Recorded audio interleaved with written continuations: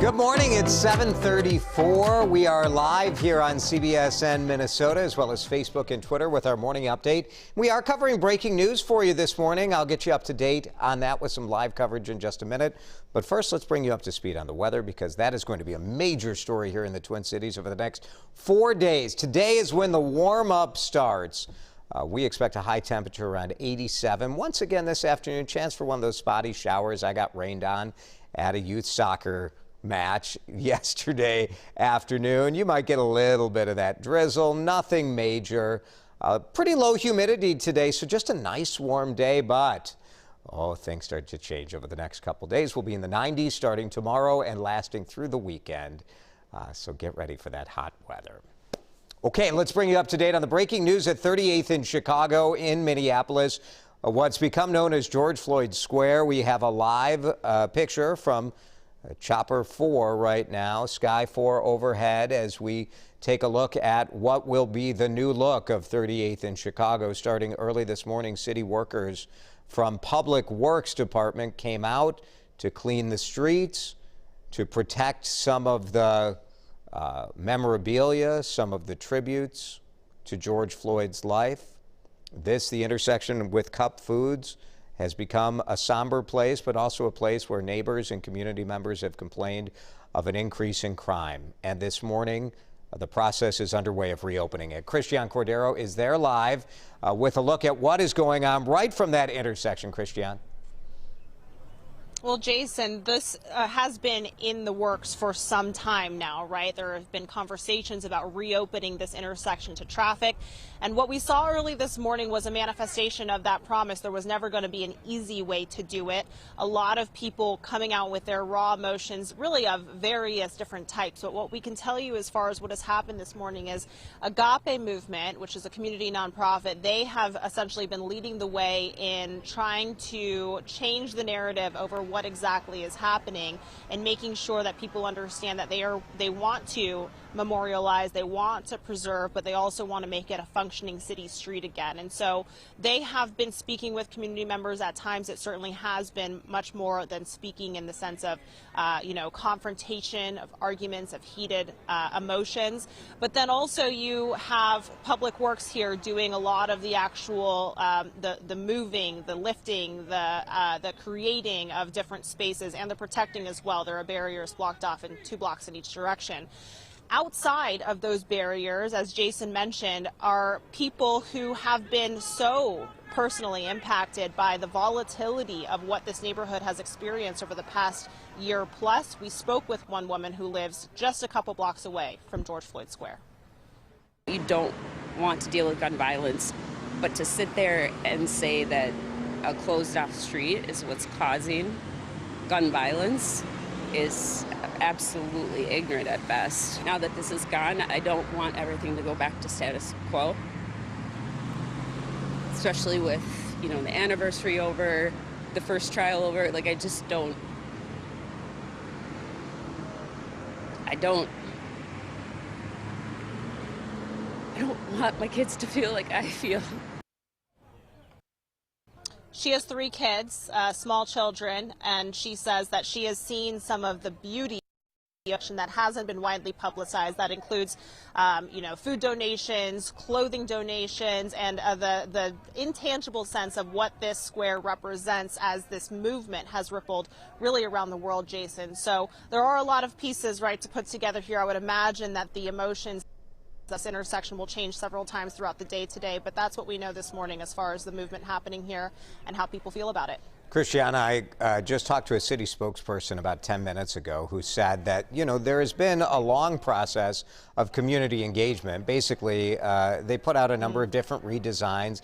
From the city perspective, I think leaving this intersection closed permanently was not a viable option, because there are a lot of businesses that are located in that corridor, and there are safety concerns about how you're going to route ambulances that might be going to other things in that general area, or police all around it.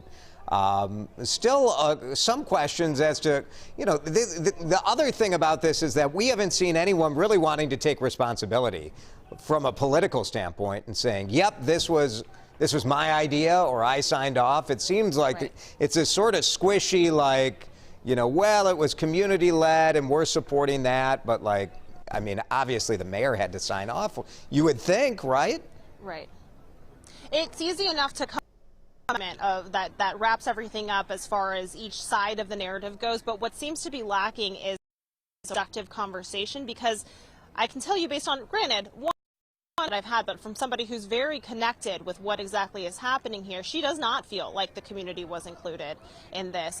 It is very much they can agree on is that this can reopen as a functioning street while still having it be a place of reflection, but there were certain things that were not met in order to make the community members feel like they are heard and that systemic things will change, because that is so much of what this represents. There was a long list of demands that some in the community have put forward, and those things have not been met. We'll hear more about that for sure today. Agape is going to have a news conference this morning in the city this afternoon, so we'll hear more from many people involved throughout the day. Christiane, thanks for being with us on the CBSN Minnesota Morning Update. We'd like to get your reaction. 38th in Chicago reopening. It has been more than a year where it has been closed. Your thoughts on the community engagement? Has there been enough? Should the city have met demands, or was that an unrealistic effort from the members who put forth those demands? Some of those demands dealt with more systemic racism issues and community support.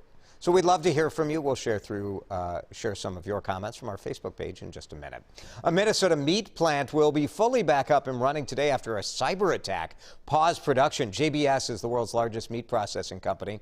Got a plant in Worthington. It was one of the plants all around the country, about more than a dozen, that had to partially shut down this week. Company says pretty much the whole deal is back open now, and they're blaming a group that they say is in Russia behind the ransomware attack. So this is kind of a hacking attack where they say, pay us or we will not release your servers.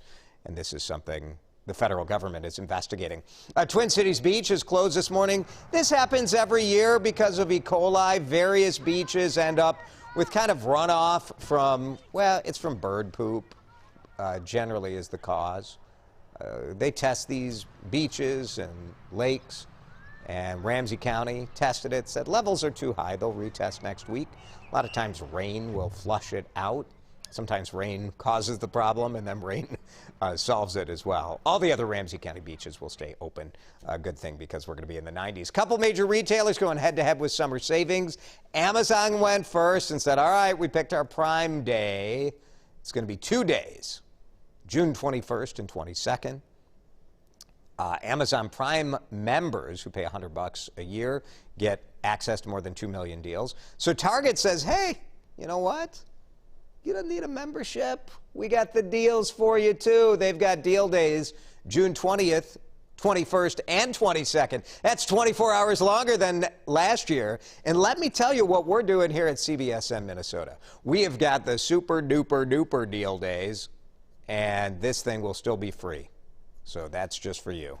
Just announced. So tell everybody you know. Valley Fair just upped its minimum wage for a bunch of different jobs this summer.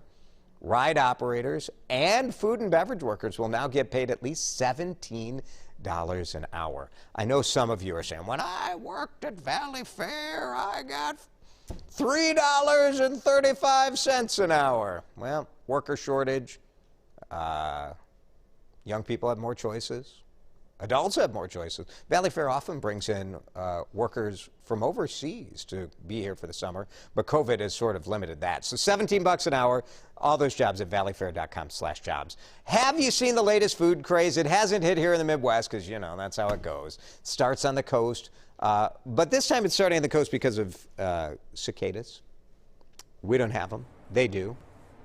And people are eating them. You know, they're everywhere, these cicadas. They've been kind of hibernating for 17 years, and they come out and make all sorts of noise, and people are like, you know, eating insects, it's actually very healthy, good protein, except if you have a shellfish allergy. You might not have connected cicadas to shrimp, but the FDA is warning people that if you're allergic to shellfish, you're probably allergic to cicadas, so don't eat a cicada taco.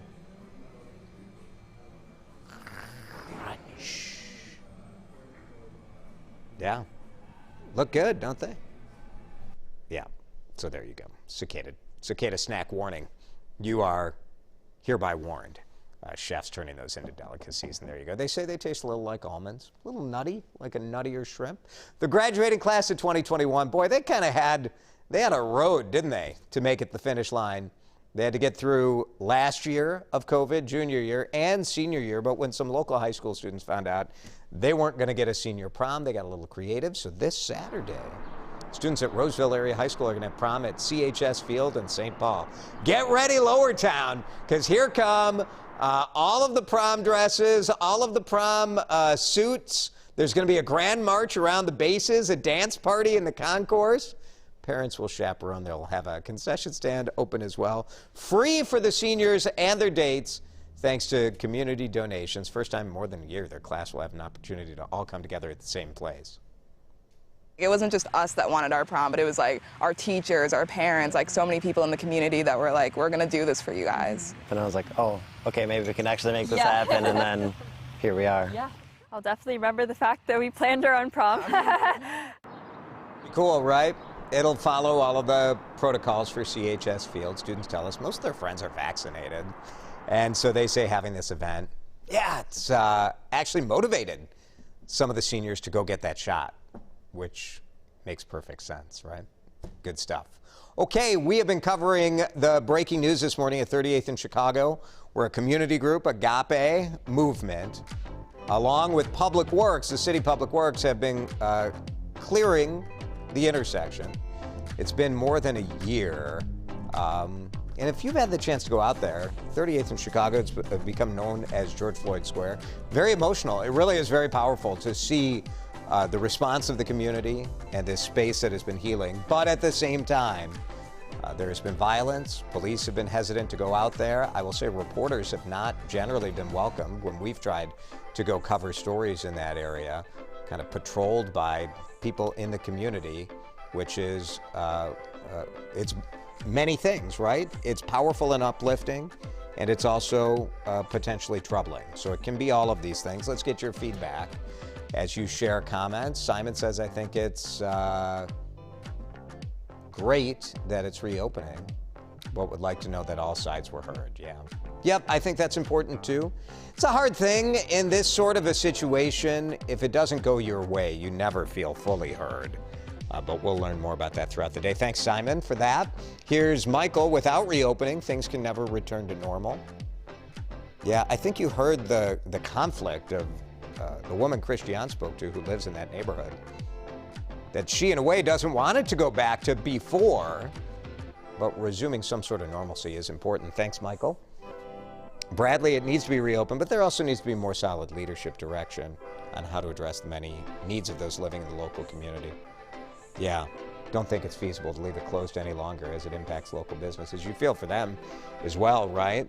You're going to really go to 38th in Chicago and visit like the Dragon Walk or some of the restaurants in that area when it's all closed. It's a tough situation, it really is, but it looks like so far the reopening process, while there are emotions out there, it so far has been a safe process. And so while that is maybe the lowest bar that you can cross, it has been crossed, and so that is good news. We'll have updates all day long here on CBSN Minnesota, Facebook, Twitter. WCCO has you covered, and we appreciate you spending time with us this morning.